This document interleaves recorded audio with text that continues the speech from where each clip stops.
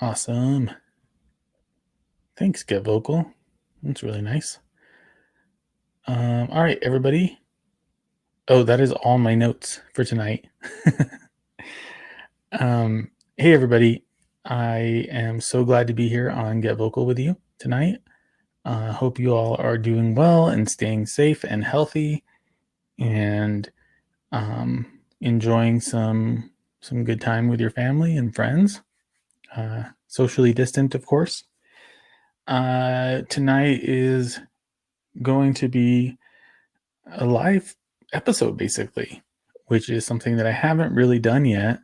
I'm excited to, and it's a case that I've wanted to cover for quite a while, but I've been waiting for the right time, and I feel like now's the right time to start talking about this case. So, this is the case of Sasha Krause. But before we go into that, I have a few announcements.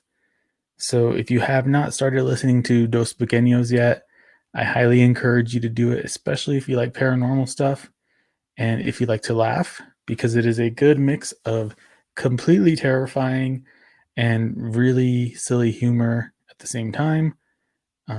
Myself and my co-ghost Alex work really well together. It's been a lot of fun.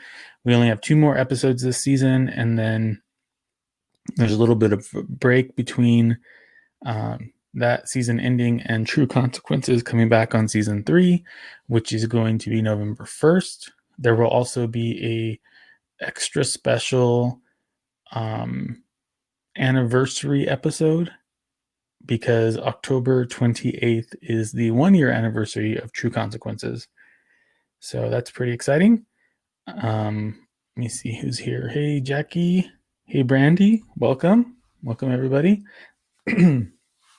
So Dos Pequeños season will end in 2 weeks, and then True Consequences will be back on November 1st. Yeah, Tanya, time flies. 1 year came really fast. But I'm excited about what season 3 has in store. And just a couple of reminders. If you want to support True Consequences, go to patreon.com/True Consequences. You can support as little as, I believe, $2 a month. And every little bit helps to support the show and keep it going.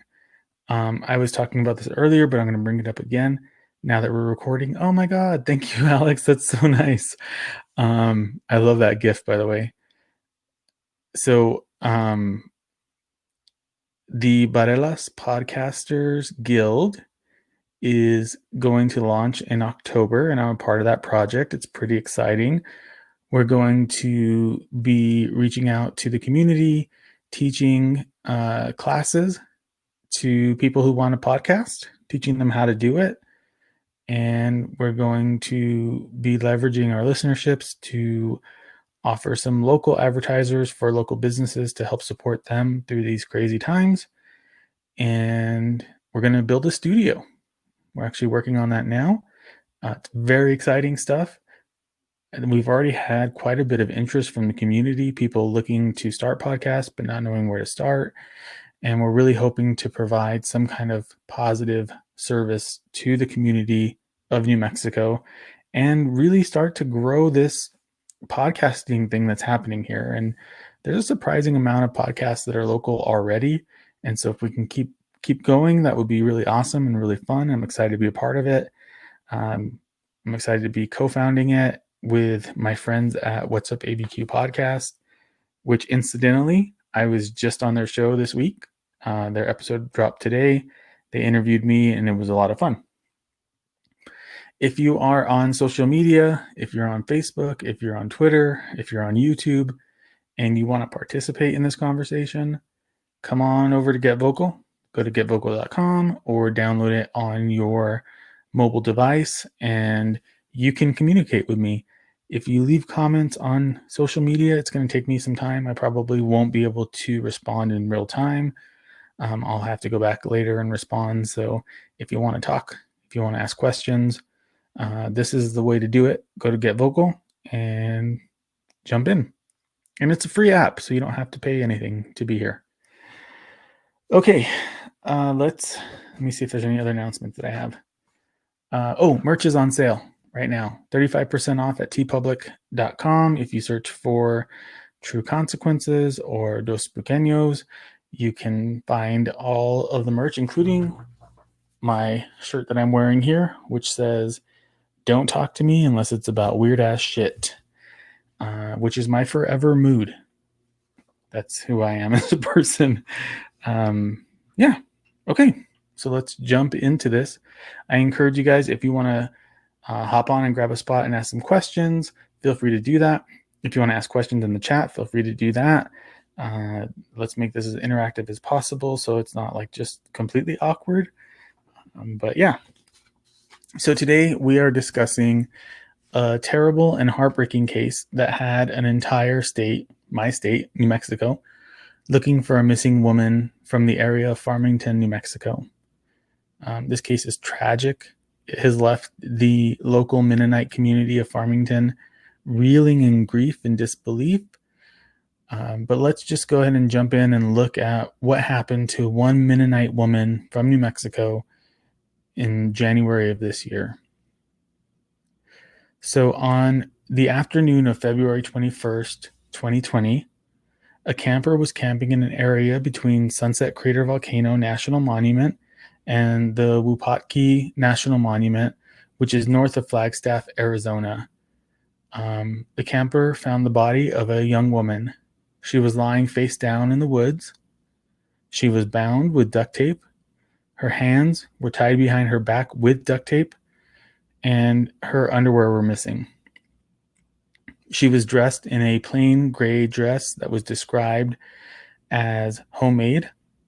She had a white jacket and a pair of hiking boots on. The local coroner and criminal investigative team were dispatched to the scene. The body was sent for an autopsy, which would later show that her cause of death was blunt force trauma to the head, as well as a single gunshot wound to the head. It would take some time before the body was identified, and there were so many questions to be answered. Like, how did she die? How did she end up in this state so close to a primitive campsite? Who was she? Where was she from? And most importantly, who did this? Who was responsible for this? So for those of you not from New Mexico, Farmington is in the Four Corners area of the state. And Four Corners is the only place in the U.S. where four states border each other. We have New Mexico, Arizona, Utah, and Colorado. They're all connected at that one spot. And Farmington is really close to that area. So it's in the far northwest corner. And it, like I said, it borders those three states. It's actually one of the larger cities in New Mexico. And the metro area of Farmington, which includes communities like Aztec, Bloomfield, and Farmington, has a population of about 130,000 people as of 2010. So big city for New Mexico, not such a big city for other states. The city of Farmington sits at the junction of the San Juan and the Animas rivers, and the major industry in the county is the oil and gas industry. The area around Farmington is arid, with large sandstone bluffs and desert brush, as well as some beautiful river valleys. It starts to look a little bit more like Colorado than other parts of the state, but there's also still like a lot of desert area. Okay, so now let's talk about Sasha. On January 18th, 2020, 27-year-old Sasha Krause left her home near Farmington, New Mexico at around 8 p.m. She was headed to her church, which was right down the road from where she lived. And she was going to grab some materials that she needed because she was a Sunday school teacher. And she also was a pre-K teacher. And she had a pre-K class the next day. This was the last time that she was seen alive. Police were dispatched to the Lamp and Light publishers at 3 a.m. on January 19th, as Sasha had officially been reported missing at that time. And this would start a month-long search for her by her family and community. Search parties were formed, and the entire area surrounding the church was thoroughly searched by volunteers and first responders. They had ground teams, there were helicopters, there were people on horseback. There were so many people looking for her, and they just kept expanding further and further away from the church. This was not like her. She was not known to wander off, and she was very reliable, especially when it came to teaching. That was something that she loved to do. So there was no sign of Sasha, and a $50,000 reward was offered for any information that could lead to the return of her. And the reward consisted mostly of donations from the community. I want to welcome Mandy and Kayline. Welcome back, Brandy. Yeah, Farmington is pretty big, especially when you consider Shiprock and all those other areas around there. Hi, welcome. Okay, so Sasha was born in 1992 in Temple, Texas. Her family joined the Mennonite church when she was 11 years old. And shortly after that, Sasha started working towards becoming a member, and she dedicated her life to the service of God. Part of the requirements for the Mennonite church to join is you have to do some intense Bible study for several years, and you have to make a pretty intense commitment to the church and to the ministry. And that's something that she took very seriously. She spent 6 years teaching Sunday school at Grandview Gospel Fellowship, which is a Mennonite church in Grandview, Texas. And she had moved to Farmington just about 18 months before she disappeared. She was hired at the Lamp and Light Publishers, where she worked in the literature ministry. She helped with translating a lot of their literature into Spanish because she was fluent in Spanish, and she was learning French. She was also known to go out of her way to help non-English speaking parishioners. So she would sit next to them during a service and translate the service for them in real time from English to Spanish. So she had a big heart. She cared about people. She wanted to help, and she just wanted to do what she thought was right from her religious background, and from her faith. Unfortunately, the coroner and the police were able to identify the body that they found fairly quickly. And indeed, it was Sasha Krause's body. Sasha would be the second body of a missing person from Farmington who was found deceased in Arizona, and specifically in the Coconino County, in a year. Similar to Sasha, Craig Kavanagh went missing on July 4th. He lived in Farmington, and he was found deceased near Heber, Arizona on August 5th in the woods. There's no connection to that. It's just kind of a weird coincidence that two people from the same city went missing and both were found dead in the same county in another state. Excuse me, I'm going to take a drink of water. Okay. I want to talk a little bit about the Mennonite community. And again, if you have questions, just go ahead and put them in the chat, or you can grab a spot and ask a question at any time. So there is a small Mennonite community in the city of Farmington. And in fact, there are 2 Mennonite churches located in the area. Mennonites are peaceful, loving, and forgiving people. It is part of their belief system to be peaceful and forgiving. So it's built into their religion. And here's a quote from the U.S. Mennonite Church website. Quote, Mennonites are a branch of the Christian church with roots in the radical wing of the 16th century Protestant Reformation, part of the group known as Anabaptists, because they rebaptized adult believers. The Mennonites took their name from Menno Simons, a Dutch priest who converted to the Anabaptist faith and helped lead it to prominence in Holland by the mid-16th century.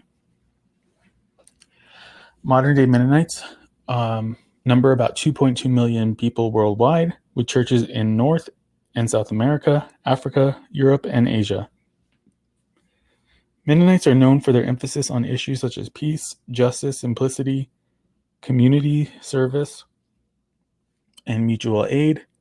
Members of the Mennonite Church share a Mennonite or Anabaptist perspective on matters of faith. It's how we understand our commitment to following the way of Jesus Christ. And then these are like the tenets of the faith: following Jesus in daily life, believing that it's possible to follow Jesus as Lord above nationalism, racism, or materialism. Believe that it's possible to follow Jesus as a peacemaker. We believe that we can practice the way of Jesus, reconciling love in human conflicts and warfare without having to strike out in fear to defend ourselves. And they believe that they can live a simple life in service of others as a witness to God's love for the world. So I just wanted to share that because I felt like it was really important to understand.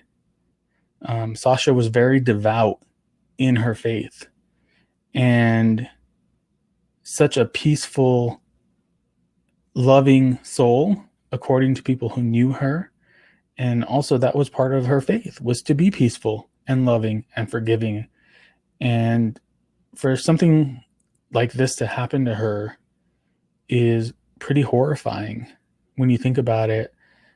For it to happen to anybody is horrifying, but for somebody who's dedicated their lives to helping others, who goes out of their way to be selfless, it's just insane and senseless. So, fortunately, the police were able to identify a suspect pretty quickly after they found Sasha's body and after they identified her. She did have DNA on her neck, male DNA. She also had DNA under her fingernails that belonged to a man. And of course, they had the bullet that she was shot with that could be tested. So I just wanted to point those things out. This case is really interesting in the way that they were able to figure out who did this. I haven't heard a lot of cases being solved this way, and I thought that it was really interesting to learn about. So I'm going to talk about some of that, but I'm going to go into first who this suspect was. Okay. All right. So using digital forensics, police were quickly able to narrow down on one particular individual, and his name was Mark Gooch. Gooch was an airman at Luke Air Force Base outside of Phoenix. He was raised on a dairy farm in a Mennonite community in Texas. So if you remember, Sasha was also raised in a Mennonite community in Texas. There's been some speculation that they grew up together in the same community. He claims that he didn't like the lifestyle of the Mennonites. In fact, his brother described a disdain or grudge that Mark had against the faith. Mark never became a member of the church, mostly because it involved that lengthy process I was talking about of intense studying of the Bible, baptism, and then committing your life to Jesus. Mark claims that he felt like he and his family didn't belong to the community because his family converted to the faith, unlike others who were in the community that were raised in it. So he felt like an outsider. And he left his parents and everybody that he knew when he was old enough and vowed to live like other people, like everybody else. He wanted to be, quote, normal. And there are reports that, like I said, Mark knew Sasha, but I haven't been able to corroborate that, so I don't know if it's true or not. Okay, so they use digital forensics, they figure out who he is, and they go and find him at Luke Air Force Base in Phoenix. He's being questioned. He's asked if he knew why he was there. His response was, "Oh, the only thing I can think of is maybe I was driving my motorcycle too fast."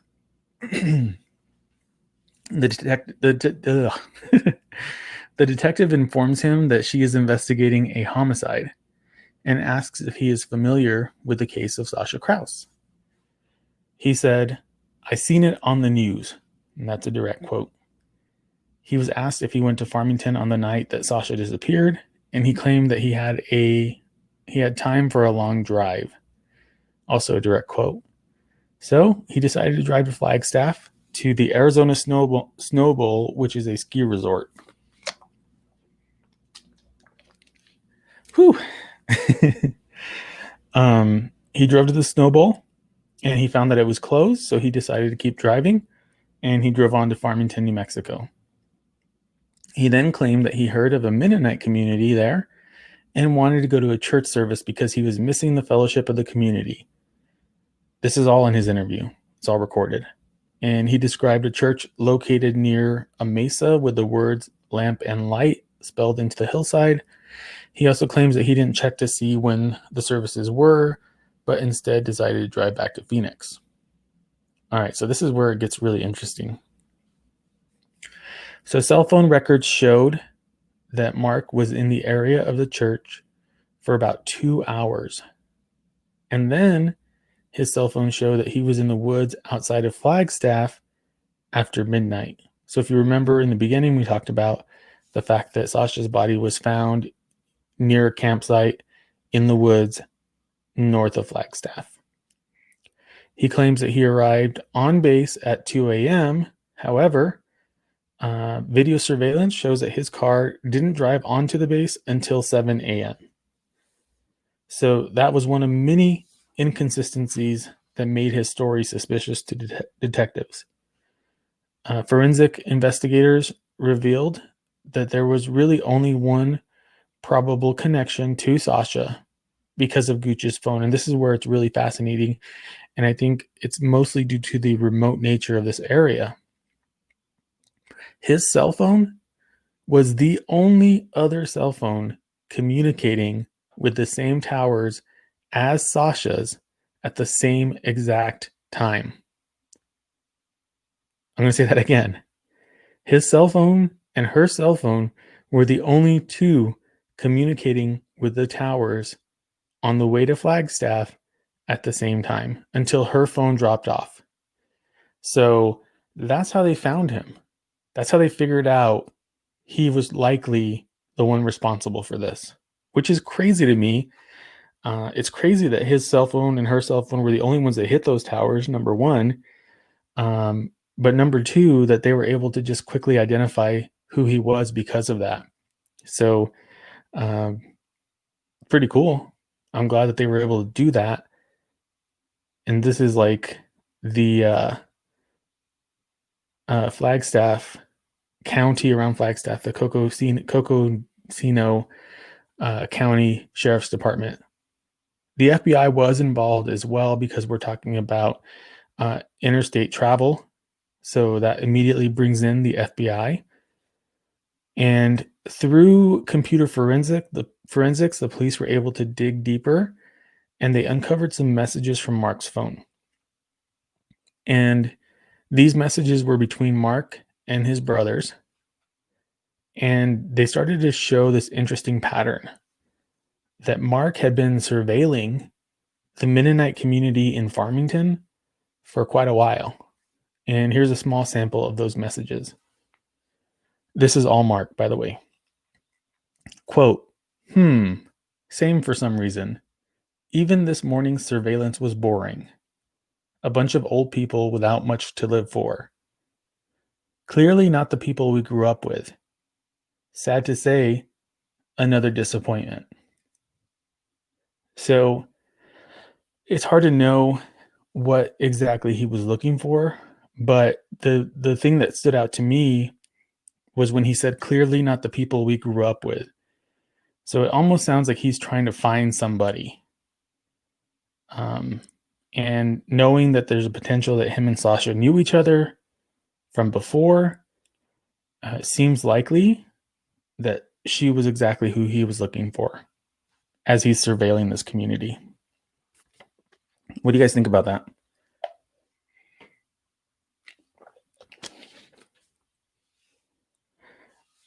I'd be interested to hear your thoughts. And it gets worse.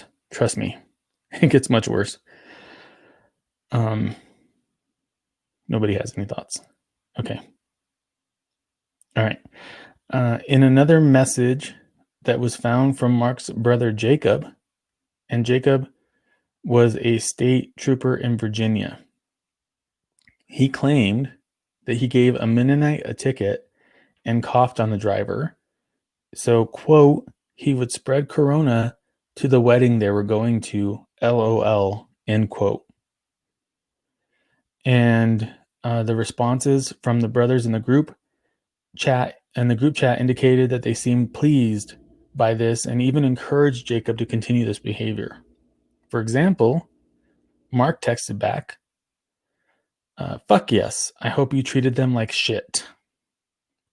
So there's clearly some motive here, right?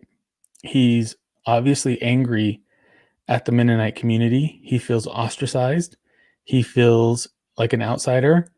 And him and his brother seem to have some kind of vendetta against them. Yeah, Jackie, I think that he was looking for her to be an easy target for sure. And Tanya, I agree with you. It's very hateful. I think that that's probably just the tip of the iceberg. This is only what's been released by police.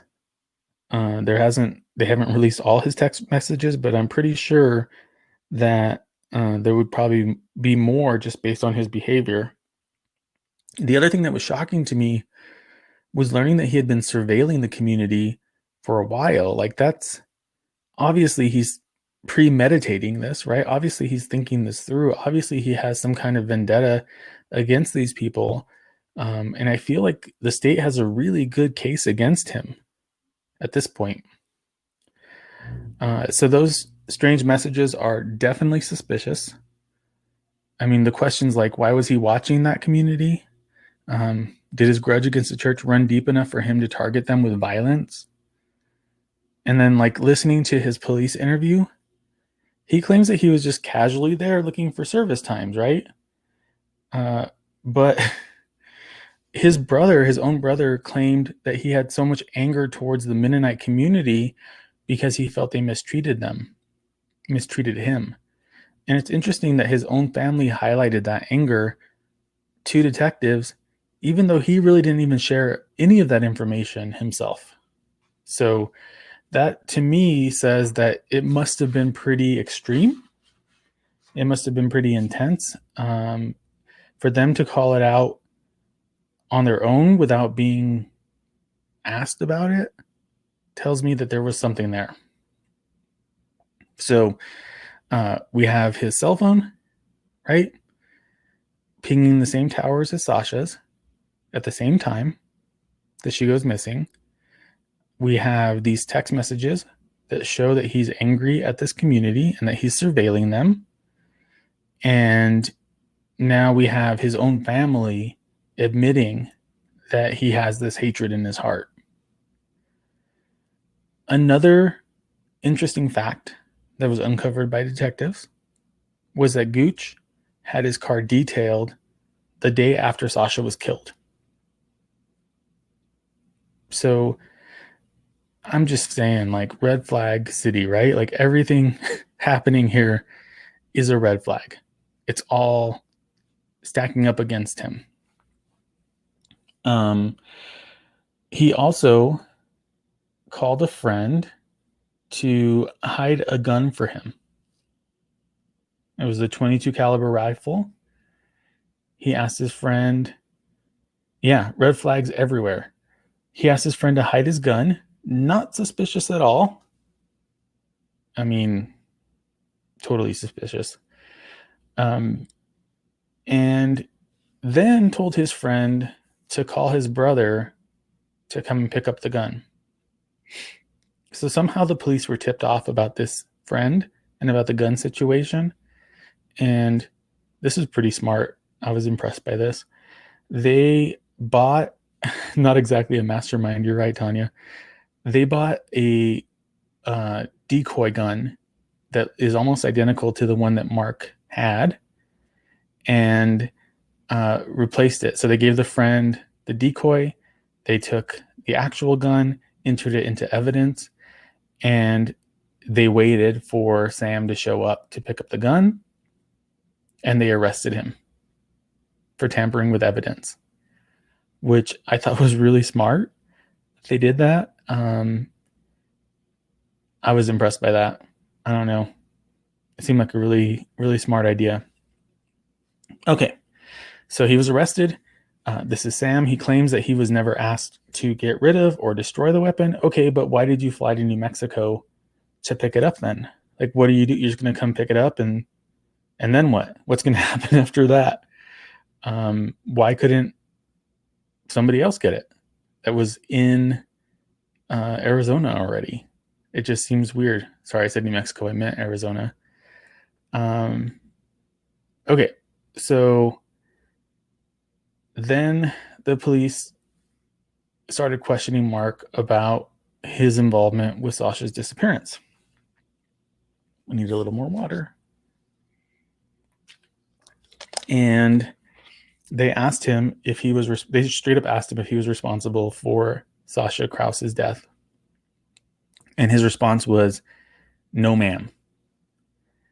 And then when he was asked if he abducted her, he also responded, no, ma'am. So he lied about the time that he went to base. He said 2 a.m. Video surveillance shows him there at 7 a.m. He tried to hide a gun and have his brother pick it up. He detailed his car the next day, just like leaving clues everywhere. It's crazy. Forensics came back and proved that the gun that Mark owned was in fact the gun that fired the bullet that contributed to the death of Sasha Krause. The bullet was recovered and was inspected by a firearms expert, and they proved that that was the same gun. Another thing is the Lamp and Light compound had lots of video surveillance. And the night that Sasha went missing, Mark's vehicle can be seen in that video surveillance at the compound where she disappeared from. So a lot of evidence uncovered here. It became very clear that Mark was the main suspect in this case. And it's really important to note that he is considered innocent until he's proven guilty in the court of law. But having said that, it really seems like this evidence is stacking against him, and it's very compelling. It doesn't look good for him at all from the outside looking in. And with all the evidence that they had, the police decided to submit the case to the state prosecutor or the county prosecutor for charges. If Gillian Flynn was writing this, it would be a setup and the cops would figure it out because they were like, this is just too easy. No one, this is stupid, right? Yeah, it almost feels to me like he made a rash decision to abduct her. Like, I don't feel like he thought that out all the way.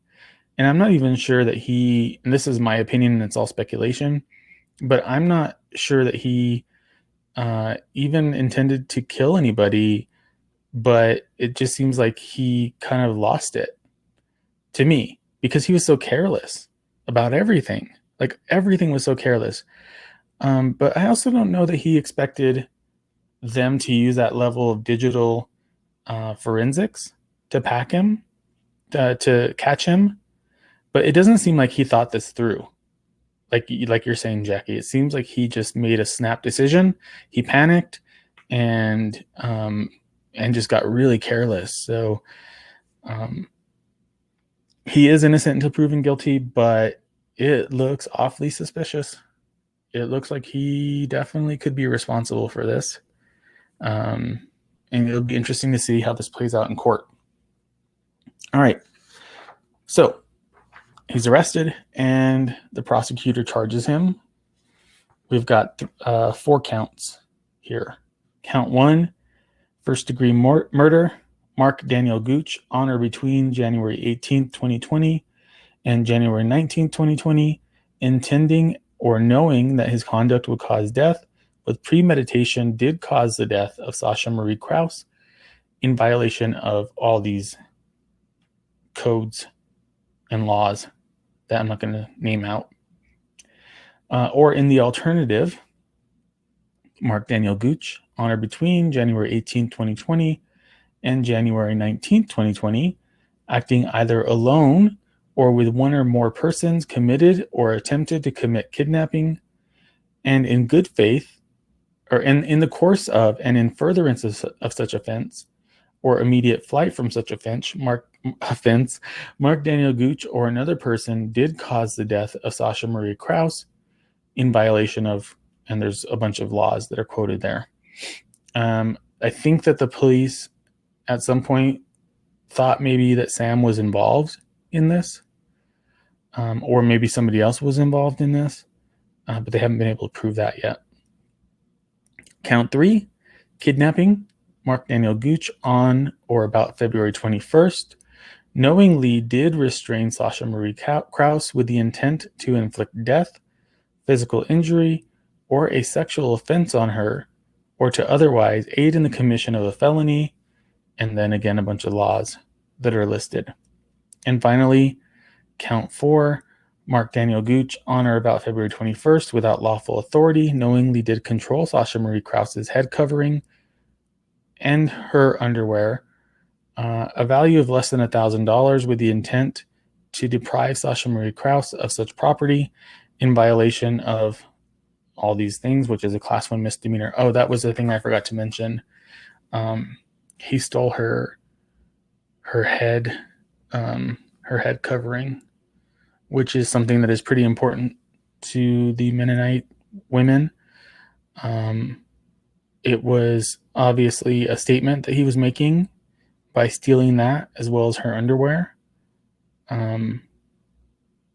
It's a terrible statement to make, and I think it speaks to his disdain for the Mennonite faith. It speaks to his state of mind and the motivation of him doing this. It's horrible. Tanya, I agree with you. You know, she seemed to live her life in love and didn't deserve this to happen to her in the name of hate. I agree with you on that. Okay, so there's no indication on where the head covering was found, or at least they haven't released that information yet, but they did say that they knew he took it. So I'm sure more of that information will be released. All right. Any thoughts or questions before we move on to the current status of this case? Hey, there's Jackie. Nick, how are you? It's dark and it's like really dark. Oh, hey. There you go. Hey, how are you? So I'm good. How are you? Good. I'm really good. Thank you. I followed this case really closely. I was kind of sort of on the fringes involved in it by, passing out flyers and things like that, trying to find her. There was some question after Mark was arrested to exactly who would be pressing charges. Do you know if it's going to be the state of Arizona, or will it be federal, or will it be could it be the military? I don't know that they've identified that. I know that his last hearing was conducted by the state of Arizona against him.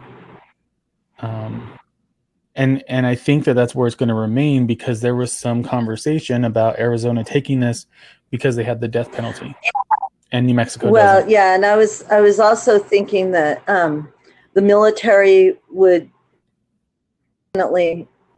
definitely push for the death penalty, and so would the feds. So any way he goes, he's kind of in a big world of hurt. Yeah, well, I don't want to get ahead of myself here, but I have some information about the death penalty and about what's happening with his case in regards to that. But I can tell you that the most recent hearing was the state of Arizona against Mark Okay. Gooch. Yeah, I was just curious about that. So yeah, yeah, it'll be interesting to see what happens, and who knows, maybe there still could be some action on behalf of the military against him, because I know things are different when it comes to being in the military and committing crimes. So it'll be interesting to see how this all plays out. Do you think he did it? I'm sure he did. I think it was kind of a, I think it's Yeah, passion, sort of, if you want to, if you will. I mean, yeah, it was based, yeah, but it was still a crime of passion. And I don't think that he had plans, you know. I mean, he's not a yeah. practiced murderer. So, Right. and he doesn't sound like he's anyway. but, but I'm pretty sure, Yeah, yeah, it was him. yeah, yeah. I think so too. I mean, it seems like it would be really hard for him to get out of this, just based on everything that's been laid out. And I'm surprised by how much information has been released by by police and by prosecutors, because usually with a case like this, they hold a lot close to their vest, but they seem to be just like out in the open about almost all of it. I'm sure they're holding some stuff back, but I was surprised by how much information is Well, out I here. think they have him dead to Um, rights, so there's no point in holding a lot back. That he was more or right. less caught red-handed. It's just a thing. Yeah. His lawyers seem to think that he has a strong defense. So it'll be interesting to see what they pull out when they go to trial, because and maybe they're just talking big, but in the arraignment hearing they got pretty high and mighty and pretty they've had some pretty strong responses. So it'll be interesting to see how that plays out.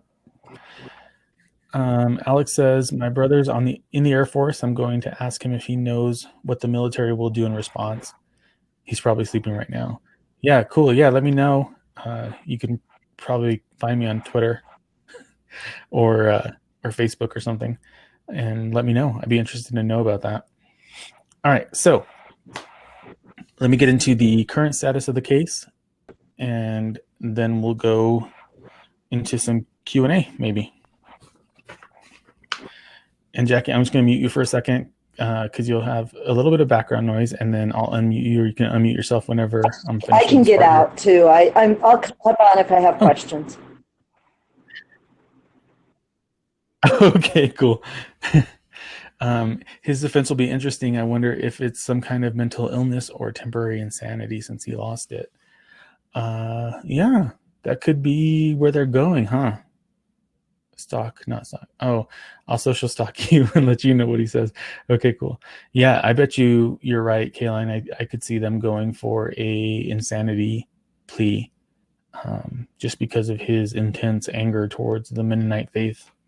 That would be probably the way that they need to go because the evidence is so strong against him. Okay, so at a hearing in May, Gooch pled not guilty, nobody's surprised, to the charges that were brought against him in court. His attorney argued that he was not a threat to society and that he should be released on bail, and that the state did not have enough evidence to hold him. However, the judge disagreed and denied the bail request. Could it be a religious abuse thing? Could be. Yep. Or hate crime. Yeah. Yep. It'd be interesting to know if there were, because he did say he was mistreated by the Mennonites. It'd be interesting to know, but like honestly, I don't know. Probably was not premeditated. It sounds like it was more impulsive. Could be. Yeah, it's hard to know. Okay. His defense argued that it was a first offense, that he had, and that he really didn't have a record, and so that they should consider that. The judge, like I said, just was like, nope, no bail, sorry. And because this was a first degree offense in Arizona, the case would qualify for the death penalty. Now, if the state wanted to pursue the death penalty, they only had 60 days to submit that to the court. And this is why the judge said that he was ineligible for bail, was because the prospect of the death penalty was on the table. And if he did get the death penalty, then he wouldn't be eligible for bail, basically, in Arizona. So, just recently, the 60-day period passed, and the state did not pursue the death penalty, which now makes him eligible for bail. And the judge ruled that he would have a $2 million cash-only bail. And this is what the judge said during that trial. Quote, "The court does not believe that if the defendant is released, the court does believe that if the defendant is released, that he poses a risk to other members of the community. In fact, if he in fact committed this offense." End quote.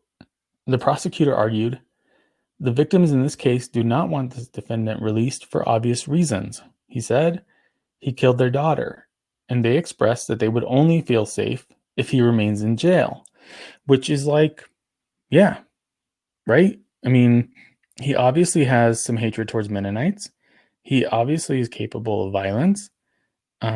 What's to stop him from going back to Farmington and killing her family and killing her friends and killing other people in the community?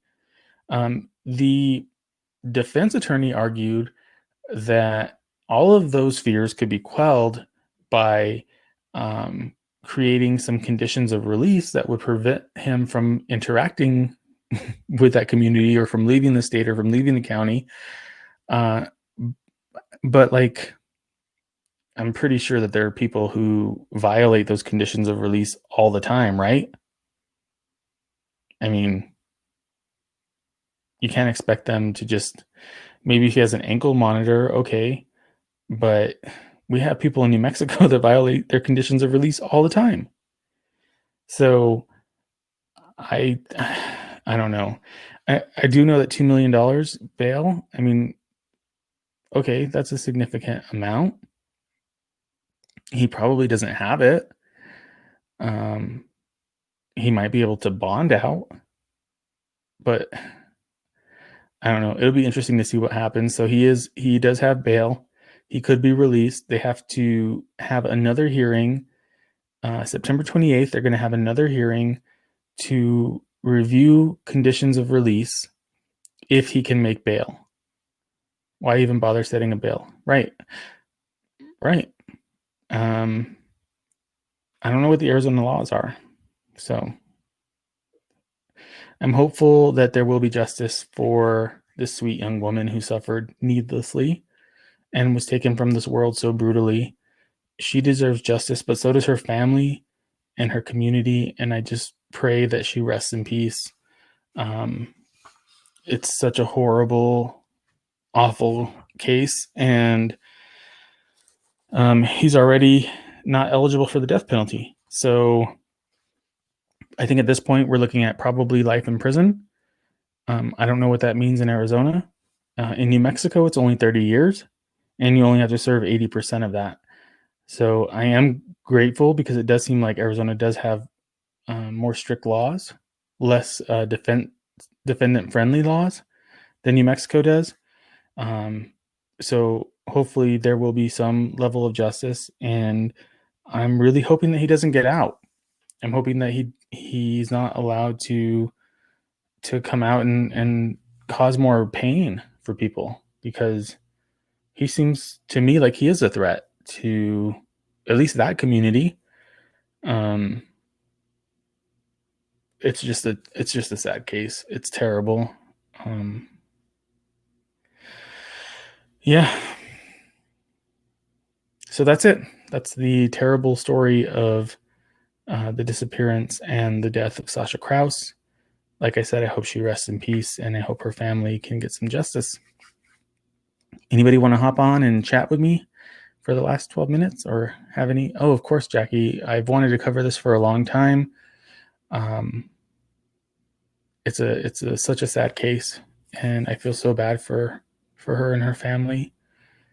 And I remember when she was missing, it was really shocking, I think. And a lot of news coverage talked about how the finding the body was very shocking for the Flagstaff area because they're not used to that kind of crime happening. They feel it's a bunch of retirees and they feel like they're generally pretty safe. So that was a shock. So Kayline, I will be releasing this on the podcast as a bonus episode. I don't know that I will cover it unless there is more information that comes out. So maybe I'll do an update episode on it, but I don't know that I can do another full episode. I mean, if there's more information, maybe I can, but yeah, she deserves justice. Her family deserves justice. I'll definitely be following the trial. So, if you guys are following the trial as well, like, and you find out some stuff, send it to me. Yeah, of course, Tanya, I always try to take a compassionate lens. I hope I did her case justice, and I hope that her family wouldn't be upset about me covering it because I know it's touchy, and I know that there's a lot of a pain there. So I wanted to do right. He's not allowed to comment on the case, but the Air Force will likely prosecute if the outcome isn't what they think is just. Yeah, Alex, I was thinking that the family may have intervened to stop the death penalty. Jackie, you know what? I think you could be right about that because knowing the faith and knowing that they're so forgiving and peaceful, that would make a lot of sense. That would make a lot of sense. Alex, so I was wondering if I know that people who are in the service, they don't have the same rights as civilians. And I'm wondering if there's a possibility that double jeopardy wouldn't apply when it comes to somebody who is in the service. So it would be interesting to see if they do take on the case and go for something more severe. So my guess is they'll be watching to see what Arizona does. Yeah. Oh, thank you, Tanya. That's really nice. Hey, so I was just going to say, Hey. I won't put it in writing. My brother's like, no, don't be sketchy. Don't tell me when I'm telling you any of these things. Even if he gets like manslaughter or something and they give him like 5 years, 3 years, whatever, they'll court martial him for something else because he's broken a lot of Air Force regulations. So he has done numerous so they can come up with different charges. offenses, and stalking is one of them, or stalking with an OCK if you don't know how to spell today. And yeah, so he said that almost certainly they will bring him up on something if and when, even if it's after he served time, but if it's something, if they don't find for something that the Air Force thinks is appropriate, they'll more than likely continue to prosecute. So, and their punishments could be much more severe than what would happen to a civilian. So it'll be interesting to see what happens. I don't think he's going to get acquitted either, Jackie. I don't see that happening. There's so much evidence against him that we know about. Like, it makes me think that there has to be so much more that we don't know about, right? Because they have to be holding some of that back. I can't imagine them not holding some of that back for trial. It just doesn't make any sense that would happen. I don't know when the trial begins. My my guess is probably going to be next year. If they're just doing the bail hearing and the release hearing the end of September, they're not going to go into the holidays. I also think that his attorneys are doing a lot of delay tactics because they keep asking for continuances on hearings to delay them. So they're probably trying to come up with some kind of defense that they can use, and that's why they're buying more time. There has to be more they're holding back, Kayleen. I agree. I've never known a criminal trial like this to release all of their evidence to public information. Absolutely, Jackie. I'll let you know if I hear. In fact, I'll probably just be sharing stuff on my social media as I find out. So yeah, thank you everybody for listening tonight. I appreciate all of you. I'm excited to be recording season 3 of True Consequences. I'm ready to be back in that mode. I've had a nice little fun vacation with Dos Pequeños, and I've been enjoying that. I've been enjoying the lightheartedness of it, but I am ready to get back into sharing some more of these stories and giving people voices here in New Mexico. Again, if you know anybody who is seeking justice in New Mexico and they want to share their story, please send them my way. I am looking for interviews still for season 3. I've been pretty unsuccessful. I think coronavirus is holding people back from doing that, but I am doing virtual interviews. So there is some corona-safe interviews happening if anybody wants to do it. They do have to be in New Mexico, and they do the crime needs to be in New Mexico because that's what my show is about. But again, if you know anybody, please send them my way. I want to thank all of my listeners and thank all of my supporters here on Get Vocal and on social media, and let you guys know that I just appreciate you so much. You make this so amazing to do, and I couldn't do it without you. So with that, I'm going to say stay safe, New Mexico, and socially distance. We've got some work to do on that. And also, don't forget the merchandise on TeePublic is for sale. There is on sale, 35% off. And yeah, take care, everybody. Good night. Thank you.